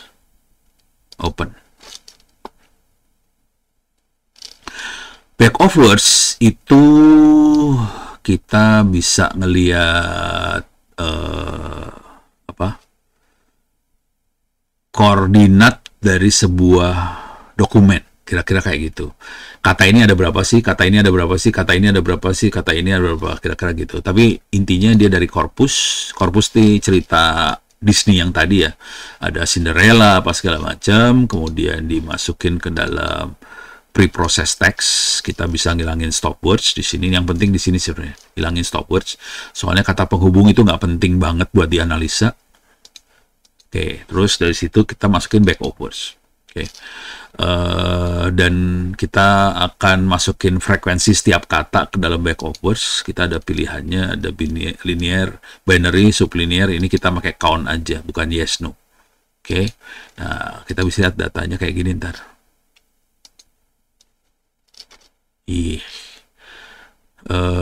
Ini dia back of words yang warna putih ya. Kita gede ini. Nah, kelihatan kata able 1, kata accord 1, actual 1. Jadi untuk masing-masing cerita kita dapetin koordinat dari dokumen tadi. Oke, jadi ini koordinat. Bentuknya koordinat. Jadi kalau kita kalau koordinat itu biasanya 3 dimensi, misalnya X, Y, Z. X-nya 20, Y-nya berapa, Z-nya berapa, kita dapat titiknya. Kalau ini yang jadi koordinat bukan X, Y, Z, tapi katanya adalah koordinat. Ini parah banget sih konsepnya. Jadi masing-masing kata jadi koordinat. Jadi kita bisa tahu koordinatnya si dokumen yang cerita yang ini kayak gimana, koordinat cerita ini kayak gimana, koordinat cerita ini kayak gimana. Jadi caranya kayak gitu, hitung koordinatnya. Fungsinya apa buat koordinat ini? Kita bisa tahu ini cerita ini kira-kira mirip sama cerita yang mana sih. Misalnya ini ada cerita, misalnya bentar. Ini ada Fox, oke. Oh, ini paling gampang begini. Ada Tale of Magic, ada Animal Tale. Ini ada 2 jenis cerita ya. Ada yang magic contohnya Cinderella tuh magic. Ada yang cerita binatang. Ini ada 2 jenis cerita ya. Ada cerita magic sama binatang. Nah, dari koordinat ini kita bisa tahu sebenarnya cerita yang mana cocoknya sama satu kelompok dengan cerita yang mana. Ini caranya dari koordinat ini.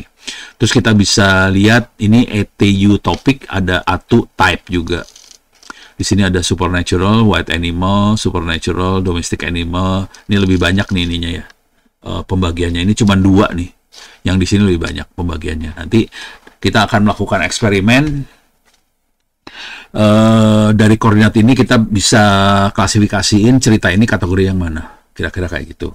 Dan teknik yang sama, teknik yang kira-kira kayak gitu dipakai di ChatGPT hari ini. Jadi tekniknya kira-kira kayak gini sih ChatGPT. Jadi kalau kita masukin satu prompt, dia akan nyari dari koordinatnya. Kira-kira cocoknya sama yang mana sih? Gitu. Dari koordinat dia mainannya. Jadi mainnya koordinat banget sih sebenarnya. Dan ini kita biasanya nyebutnya embedded. Embed. Kita nge-embed, kita dapetin vektor. Makanya kalau kita mainan ChatGPT segala macam, ada RAG, Retrieval Augmented Generation, dia punya vektor database. Vektor tuh yang ini maksudnya. Vektor tuh ya. Jadi vektor kan ada arahnya ya. Cuman koordinatnya bukan X, Y, Z. Koordinatnya ya kata ini ada angkanya, makanya namanya vektor. Kira-kira gitu ya. Oke. Jadi ini fungsinya baru sampai sini doang nih. Jadi dari korpus, pre-process text, back of words, keluar koordinatnya, kita lihat di sini koordinatnya seperti apa. Oke, kita lanjut ya. Ini kita buang dulu, kita lanjut. Proses ceritanya saya di mana. Oke. Text processing udah, back of words udah. Sekarang kita lanjut ke concordance. Oke. Nah, ini coba kita lihat. Saya nggak tahu nih esensinya nggak jelas. Jadi kita coba aja ya percobaan. Ini Concord, kalau ini udah dari korpus sampai cloud ngerti. Corpus dikirim ke concordance, digabungin dari data cloud ini kita bisa ngelihat yang sering muncul yang mana sih sebenarnya, kira-kira kayak gitu. Coba kita lihat, ini masih yang green tail selected, jadi masih cerita-cerita Disney tadi. Coba kita lihat di korpusnya sih gampang, nanti yang nomor satunya set kalau nggak salah. Oh kan, set, king, oke, set, when, come, king, little, kayak gitu ya. Ini kata yang sering munculnya. Nah, sekarang kita lihat di yang kemunculan itu di mana. Nah, ini kita bisa lihat di sini. Oke, king munculnya, king had promised that who. Ini kingnya muncul di mana? Di banyak kalimat king munculnya di mana? Nah, di sini, dari sini kita bisa ngelihat ini sebenarnya. Apa sih? Konteksnya kira-kira kayak gini. Ya, ini kita bisa lihat konteks sih sebenarnya. Coba kita klik di sini. Bisa dikecilin nggak ya? Nih. Kalau nomor words-nya saya gedein, tambah kecil sih. Makin panjang ya. Saya kecilin, udah nggak bisa. Polnya segitu. Harus ginilah kira-kira. Ya udah. Oke. Ups, salah. Maksudnya saya pengen ngeluarin corpus viewer juga. Jadi kelihatan di viewer juga.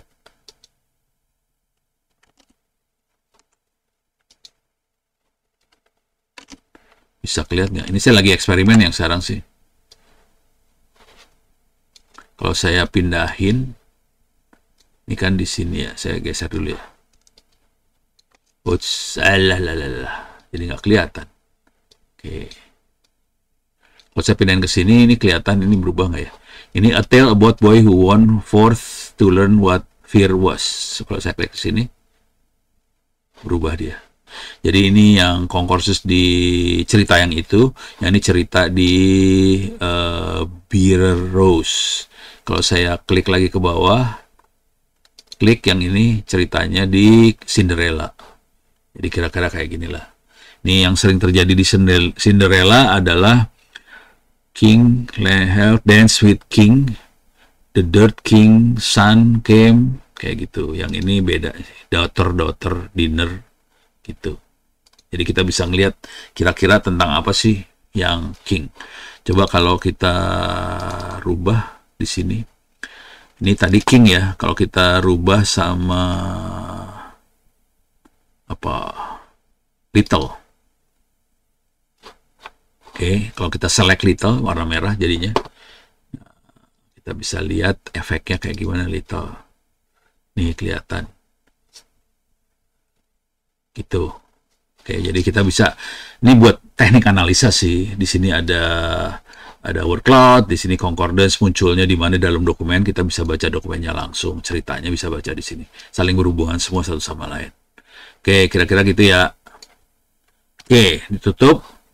Saya akan example workflow lagi. Kita akan melihat back of words sudah, concordance sudah.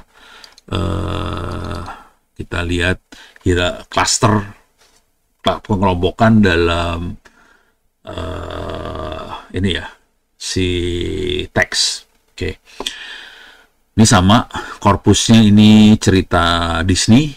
Preprocess text itu buat ngilangin and kata penghubung dihilangkan, terus kita bikin koordinat di sini back of words. Kemudian kita mengelompokkan berdasarkan koordinat yang didapat dari back of words, kira-kira kayak gitu. Kita bisa lihat klasternya di sini. Nah, ini klasternya di sini.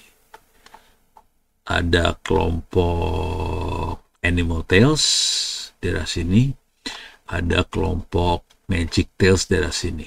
Ini kelihatan ada dua klaster gede sih sebenarnya. Ini ada magic tales, bawah tuh banyaknya animal tales. Kelihatan ada klasternya. Cuman kadang-kadang keselip magic tales di sini. Nah, sekarang kita pengen tahu makhluk apa ini. Kalau kita bisa juga ngeplot dua dimensi dari makhluk-makhluk ini. Nah, ini dua dimensinya kita bisa lihat sih sebenarnya. Colornya bisa tergantung ATU topik atau ini ATU doang. Apa juga? Oh, ini kelihatan nih. Ini yang lebih ini ya, lebih spesifik. Dia kalau ATU yang satu cuma dua, cuman magic sama animal. Oke, ada magic sama animal. Kemudian kalau yang satu lagi lebih banyak di sini, ada domestic animal, ada animal, supernatural helper, supernatural power, segala macam. Jadi kelihatan yang paling banyak berhubungan satu sama lain adalah yang ini ke sini, supernatural adversaries, kemudian helper ada jauh. Ini yang saling dekat di sebelah sini nih. Other animal, yang ini warna biru ini wild animal, domestic animal. Tapi nggak tahu saya urusannya apa. Ini harusnya dipakai buat nebak sih sebenarnya, kalau saya akan pengen nebak aja. Oke. Ini cuma ngelihat kelompok. Kalau di sini intinya ngelihat kelompok doang sih.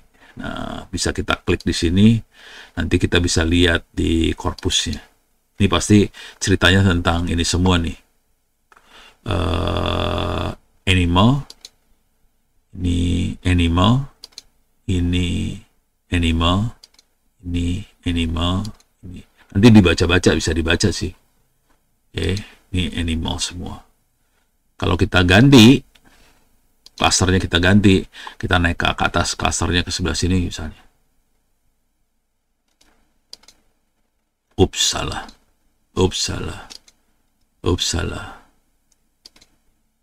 Ini magic. Ini langsung ke bawah, dapat tuh yang bawah-bawahnya juga dapat nih. Saya pengen kelompokin yang ini doang gitu. Ternyata nggak bisa dapet yang ke bawah-bawah juga. Ya udah, kira-kira kayak gitulah. Tapi ini intinya dia melakukan clustering dengan cara dia ngitung distance ini, buat ngitung ininya ya. Menghitung koordinatnya tadi. Gitu. Oke, ini saya tutup dulu. Saya buang semuanya.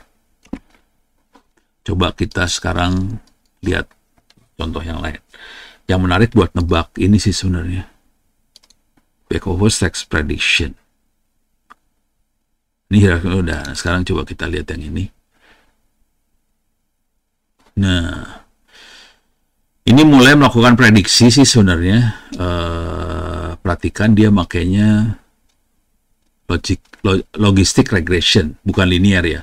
Kenapa dia pakai logistic regression? Soalnya saya harus ngasih lihat korpusnya lagi. Data table. Oh, jangan data table. Pusing dia kalau data. Bisa nggak data table? Coba lihat. Oh, bisa. Oke. Kita lihat pakai data table saja. Kenapa kita bisa pakai logistic regression? Karena ininya ini cuman dua nih. Tales of Magic sama Animal Tales. Jadi cuma dua di ATU topicsnya, cuma dua klasifikasi. Karena dia klasifikasinya dua, kita bisa pakai logistic regression.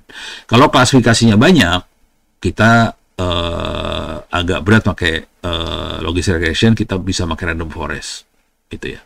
Tapi ini data yang kita analisa bukan angka ya, kita analisanya teks bentuknya. Jadi kita analisa teks ke teks. Jadi cerita, terus klasifikasi dengan bentuk kata-kata. Kalau kita lihat errornya, kelihatan presisinya 92,6%. Jadi oke banget sih, dengan catatan bahwa yang kita analisa adalah si teks. Kalau kita ganti ini, saya akan analisa, nggak bisa ya. Dia cuma bisa itu aja. Ya udahlah. Itu ya. Wah, lama nih.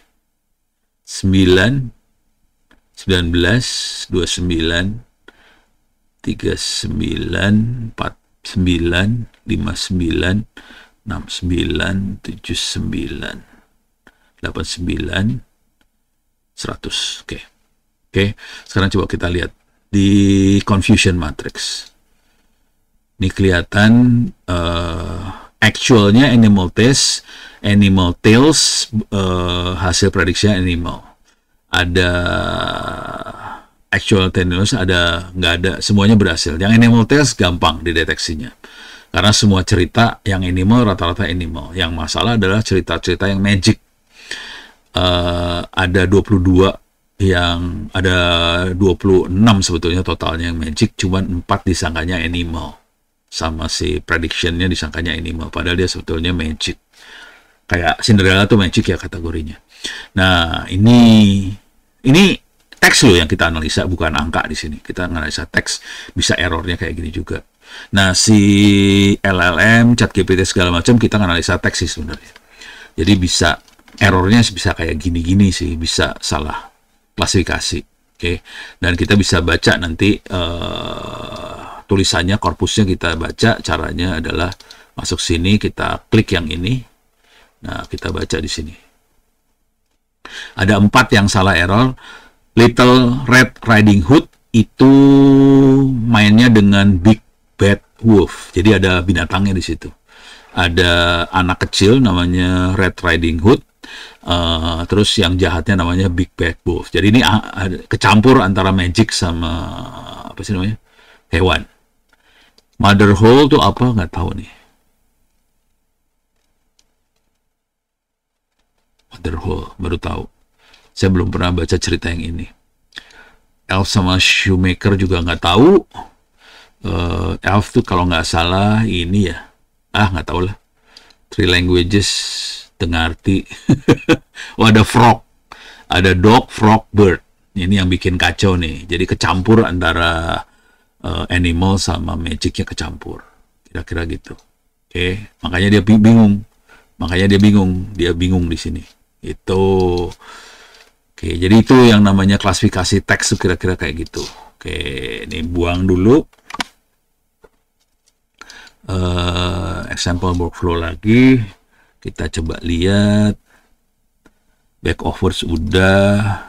Text precision udah. Sekarang author prediction. Kita memprediksi si siapa yang ngomong. Nah, ini yang seru ini adalah Twitternya Donald Trump sama Hillary Clinton. Ini tahun berapa sih waktu mereka bertanding buat jadi presiden? Yang menang Donald Trump kalau nggak salah, bukan Hillary-nya. Oke. Kita reproses, kita buang stopwatch-nya. Terus karena ini kita analisa Twitter, kita buang-buangin ininya ya. Huruf-huruf yang nggak jelas kayak gitu dibuangin. Terus udah, ini yang kita analisa kayak gitu. Nah, sekarang kita bikin back of words, kita hitung masing-masing kata munculnya berapa kali. Nah, cuman yang di sini kita sampling ya. Oh, kita sampel aja untuk mempercepat evaluasi. Kita sampel karena banyak banget datanya. Ada 6.000. Diambil cuma 20%, jadi cuma 20% dari 6.044 diambil 1.289. Jadi kita nggak ngambil semuanya, cuma sedikit aja. Kemudian kita coba nganalisa algoritma mana yang lebih cocok buat analisa data seperti itu. Kalau di sini kelihatan yang paling cocok adalah Random Forest. Oke. Random Forest dapat 92%. Berhasil, naive bias 89, logistic regression 78. Yang sebelum-sebelumnya logistic regression tinggi ya. Kalau di kasus ini yang paling tingginya random forest. Ini kalau mau boleh jujur, saya kalau udah nganalisa teks paling sukanya sama random forest karena kemungkinan gagalnya lebih dikit ya. Jadi random forest lebih bagus sih buat nganalisa tulisan. Itu macam-macam sih sebenarnya. Untuk kasus ini dia tulisan bagus banget. Oke. Dari sini kita bisa tahu bahwa yang algoritma yang bagus random forest. Selesai sampai titik ini. Coba kita buang dulu. Nanti bisa balik lagi kalau mau isengin. Kita lihat contoh yang lainnya lagi. Jadi caranya cuma mainnya gini-gini doang sih. Ini author prediction udah. Oh, oke. Nah, kita bikin gombal nih sekarang. Kita akan melakukan pergombalan. Jadi kita tahu Random forest itu paling bagus buat kayak gituan. Coba bisa nggak kita nganalisa Twitter? Bentar. Ada lagi nggak? Contohnya cuma segitu. Habis masa.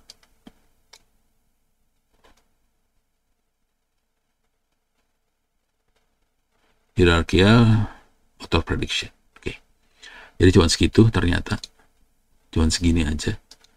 Oke, sekarang kita akan ambil random forestnya, kita ambil.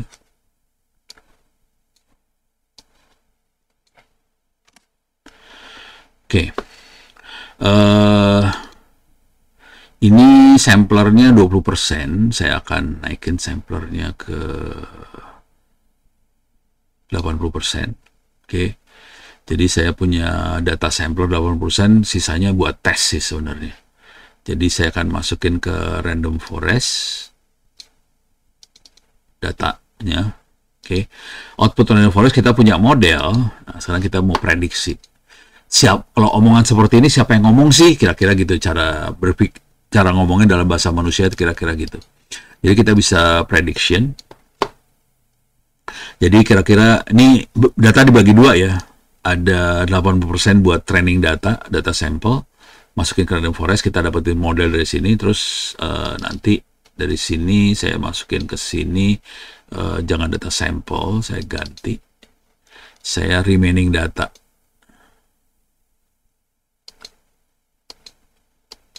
Oke, ini yang kita kirim ke sana. Ya, data samplernya masuk ke dalam random forest. Oke, nah di sini, ini oke dulu. Di sini, di prediction kita punya data sama kita perlu model. Modelnya diambil dari random forest. Oke. Nah, di sini kita mau bandingin nih. Mana yang benar. Oke. Ini ada kata-kata konten. Oke. Di sini source URL-nya semua Twitter. Ini adalah tweet-tweetnya. Ini Twitter, tweet semua. Nah, real author-nya Donald Trump. Hasil prediksinya random forest kayaknya ini Donald Trump deh. Ini dia bilang nih, kayak random forest bilang ini Donald Trump. Yang benernya Donald Trump. Jadi bener. Hillary di sini Hillary Clinton, di sini Hillary Clinton. Ini jadi kita lihat di sini Donald Trump, di sini Donald Trump. Cuman ada errornya, masih ada error sedikit 0,37. Tapi ini Donald, Hillary, real Donald Trump. Jadi nggak ada yang salah. Coba nggak ada yang salah ya. Gue pengen cari yang salah sih sebenarnya. Hillary ini nggak ada yang salah. Bener semua, kurang ajar. Cuman ada error sedikit dari sisi, ini kan ada nilainya ya. Nilainya, oh ini salah nih. Ini salah nih. Yang benarnya Donald Trump, yang ngomong itu Hillary. Menurut si random forest. Jadi ini salah satu. Bisa dilihat terus sih ke bawah-bawah segala macam, nanti kelihatan. Oke. Jadi kelihatan dengan cara itu kita bisa ngira-ngira. Yang ngomong ini siapa sih? Gitu. Ini dipakai banget untuk menganalisa media sosial sih sebenarnya. Kalau kita pengen ngelihat media sosial siapa ngomong apa, nah mainnya gini. Nah kalau di media sosial teknik ini dipakai bukan cuman buat analisa seperti ini kita analisa lebih kacau sih media sosial. Sarannya gini deh, kalau ini kan udah habis nih semua example, kita bisa ngomong yang ngaco-ngaco nih sekarang. Kalau mau gombal silahkan masuk ke sini, ke Google Drive. Kalau nggak ngetik aja langsung lah biar bisa ngelihat sekalian. s.id/free OWP ebooks. Jadi tolong masuk ke situ. s.id free OWP ebooks, di enter. Kita akan masuk ke Google Drive-nya saya. Kemudian di sini ada buku buat nganalisa media sosial. Pakai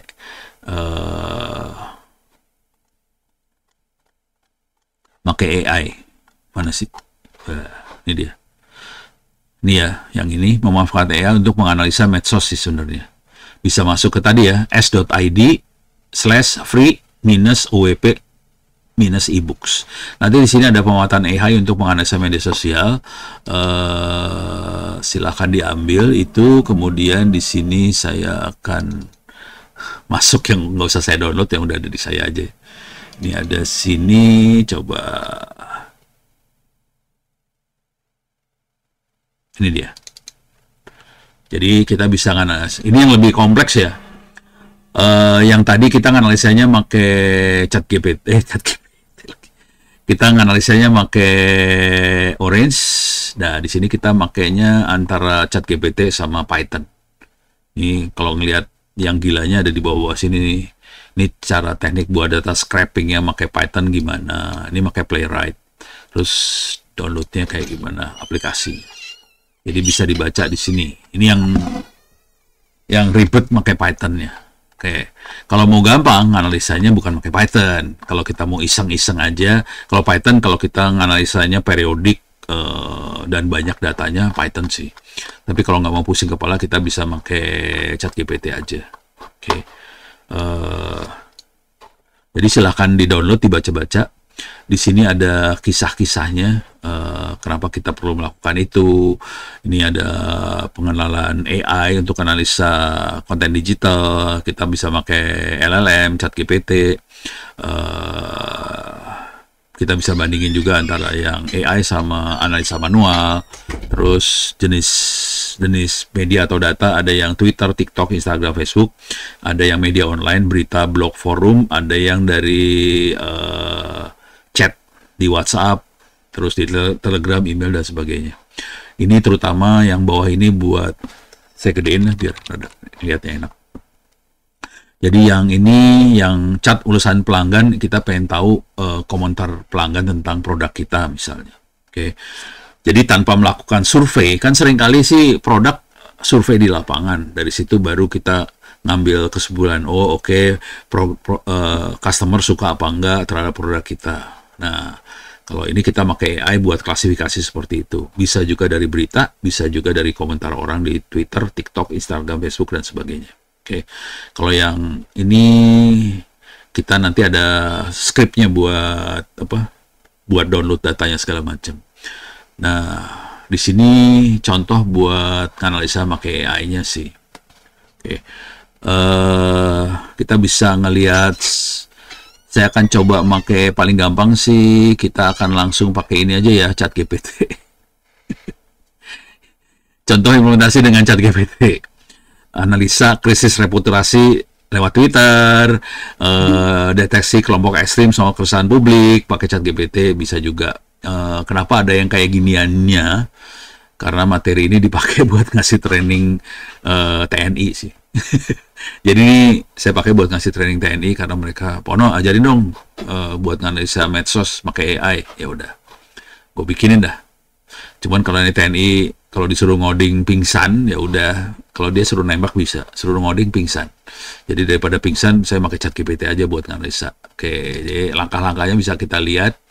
Kita gunakan fitur pencarian di Twitter, ada beberapa kunci, nama organisasi atau isu, pilih tweet seruan, provokatif saya, simpan tweet itu, kemudian mulai pakai ChatGPT. Oke. Prompt-promptnya bisa kayak gini sih untuk deteksi kelompok ekstrim. Berikut ini adalah tweet-tweet yang menyerang organisasi kami secara terbuka. Tolong identifikasi pola ujaran-kebencian, seruan kolektif, narasi yang dominasi kelompok tertentu itu.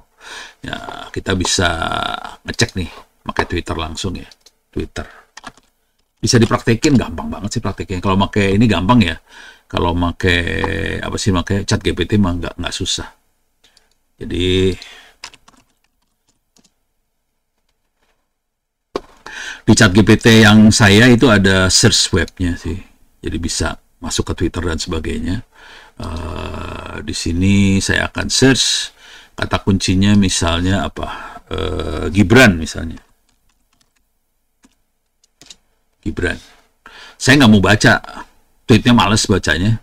Jadi ini kan tweetnya saya males bacanya. Oke. Jadi caranya adalah saya ambil aja kata-katanya ya. Bisa nggak diambil?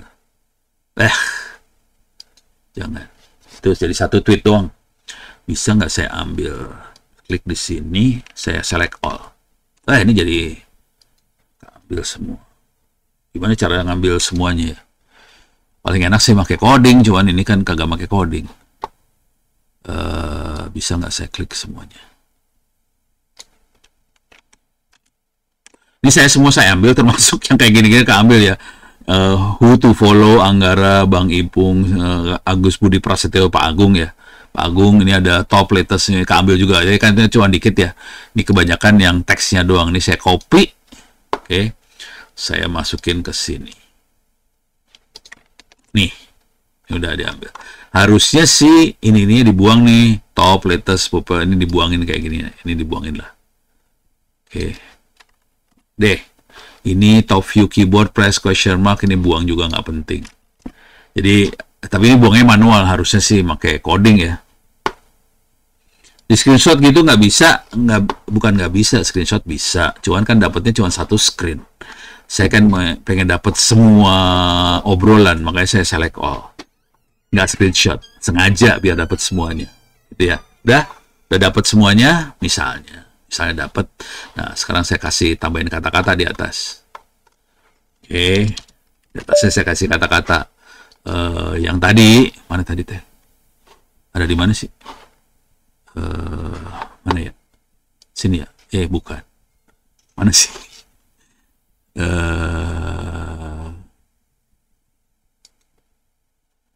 Ini ya?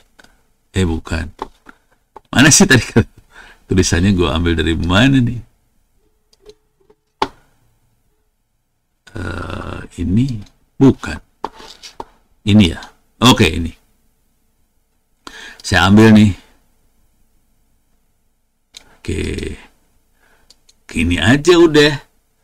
Apa pemetaan jenis keresahan politik bisa juga. Jadi ntar kita bisa masukin beberapa prompt sekaligus. Ini kan kelompok ekstrim, keresahan publik, analisis nada sama framing. Ini masing-masing bisa ngeluar hasil yang beda-beda ya. Jadi datanya sama, tapi dia nganalisa dari beberapa sudut yang beda jadinya. Nah, ini kayak saya akan nganalisa dari sudut kelompok ekstrim. Ini kelompok siapa sih sebenarnya yang brengsek gitu kan. Ya, diginin aja. Tapi kalau mau bagus sih harusnya tweetnya banyak sih. Jadi kita harus, paling enak kalau udah banyak tuh harus pakai program. Tiap misalnya 2 jam sekali ngambil apa segala macam. Nah, ini saya apa adanya saya paste di sini. Oke. Ini buang nih, salah nih pasti. Berikut adalah tweet yang bilang organisasi kami secara terbuka. Nih gini ya. Ini kutipnya saya buang lagi lah. Deh, paste. Nanti kita bandingin beda tweet, beda hasil, beda prompt, beda hasil ya. Ini udah. Deh. Oke, cari dah. Jawab dah. Kira-kira gitu. Oh, dia sekalian nyari ke webnya sekalian ini. Beberapa pola komunikasi dalam ini tidak secara mengandung ucapan. Pola komunikasi sarkasme, sindir. Gibran adalah official bitot. Ngehinanya parah banget. Sebagai presiden ini gue jadi ngerti. Aduh, parah banget ya. Ujaran kebencian tidak menggunakan bahasa yang eksplisit, mengandung ujaran kebencian yang berlaku. Jadi nggak ada yang kebencian berdasarkan hukum, jadi nggak bisa ditangkap nih sebenarnya. Tidak terdapat ajakan eksplisit melakukan tindakan, tidak terdapat ajakan eksplisit melakukan tindakan kolektif terhadap Gibran organisasi terkait. Sebagai besar percakapan cenderung negatif, 63% negatif, 32% positif, 5% netral. Tidak terindikasi. Oke. Tidak pola komunikasi yang digunakan kritik tajam sendiri terhadap Gibran. Nah, ini tampaknya dulu kritik wakil presiden. Nah, udah, ini dapat nih satu. Dengan ya, perintah yang itu ya. Nah, kita ganti perintahnya iseng aja nih. Pemetaan keresahan publiknya. Oke. Apakah berkait keadilan, diskriminasi, kegagalan pelayanan atau pelanggaran nilai moral, beri contoh dan kelompokan. Bisa digini juga sih. Jadi cuma gini aja. Atau ini kalau ini kayaknya nggak ada ya. Lebih ke arah sini. Apakah ada cenderungan salah? Bisa, yang ini aja dah.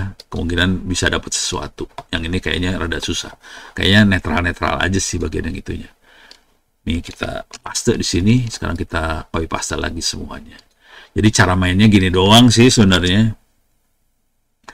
Coba kita lihat efeknya. Jadi kita cuma ganti prompt aja dengan data yang sama, promptnya beda, minta ChatGPT nganalisa dengan prompt yang beda ya, gitu.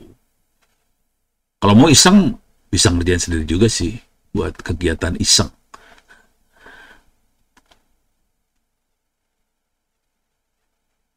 Nada gaya bahasa. Wah, langsung sih ini muncul melulu nih, siapa nih? Ini bisa hati-hati ya, kalau udah kayak gini kita bisa profiling orang loh. Jadi kita profiling nih, Ezel Kristiani itu siapa sih? Gitu ya.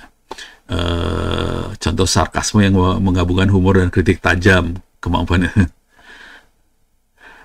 penggunaan fasa seperti Gibran pasti bangga kwek oleh Kowalski menunjukkan seharusnya probability secara tidak langsung. Jadi mainnya tidak langsung direct gitu ya. Kalau direct kita bisa ditangkap soalnya. Saya bentuk sindiran menyakitkan golongan gaya lebih kasar daripada ironi dan sinisme. Nah udah, nih baca-baca aja deh.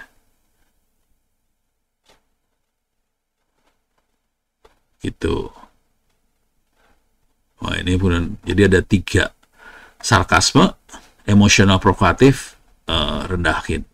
Pola komunikasi yang digunakan, akhirnya humor, sarkasme, bahasa yang muncul emosi, dan informasi yang belum terverifikasi. Yang ini bahaya nih.